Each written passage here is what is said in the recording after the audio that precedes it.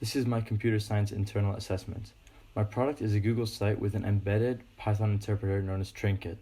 The interpreter runs a script capable of solving SUVAT or kinematic equations for the variables s, u, v, a, and t.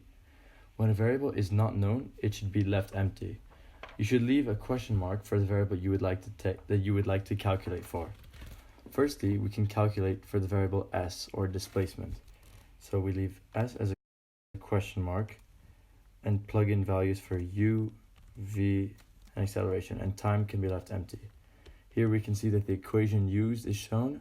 It is also rearranged for the value that we'd like to look for, which in this case is s, and then the values are also plugged in given what we showed. So here we can see that v squared, where v is 10, obviously becomes 10 squared.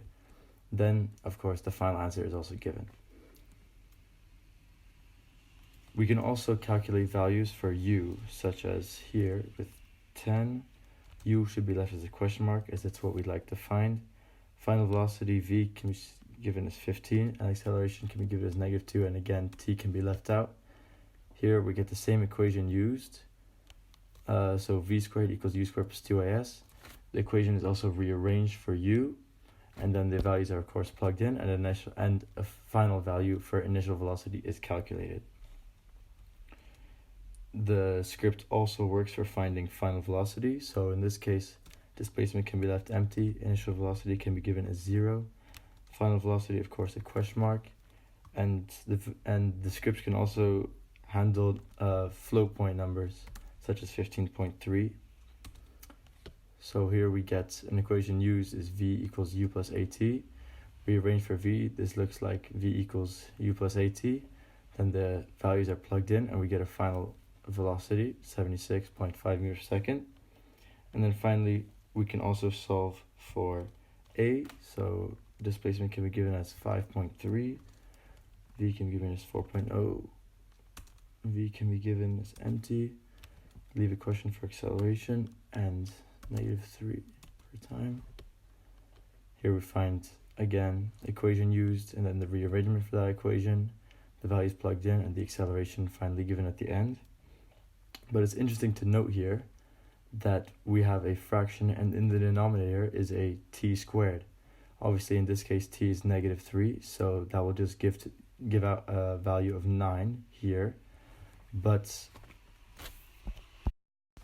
one big piece of advice that was given to me by my advisor was that the script could locate and realize when mathematical errors took place, such as here, where if t would be equal to, so here t is -3, which meant t squared was 9, so this equation gave a real number.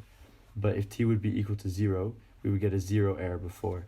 So now using the same values as before, so using 5.3, 4.0, leaving empty, looking for a, and putting t as 0, the equation returns impossible to find answer. And this of course is logical, because if t is equal to 0, then we get a 0 in the denominator, and of course you cannot divide by 0. Finally, to show that the script works for finding t, we can give values of 10, 15, skip 1, and question mark, and of course t can also be found here to be 0.65 seconds. One more example of an issue that can be found is if we give displacement to be 15, initial velocity would be what we want to find. Final velocity is 5, and acceleration is -1 meters per second squared. We get a value, but it's also interesting to note here that we have that u can be seen as v squared minus 2as, and all under 1 square root, which is the same thing as the power of a half. So that means this number here must be positive, as the square root of a negative number gives a complex answer, which is not useful for students wanting to learn physics, and is, in this case, SUVAT equations. So in this case, of course, v squared minus 2as is bigger than 0, because we got a real number answer.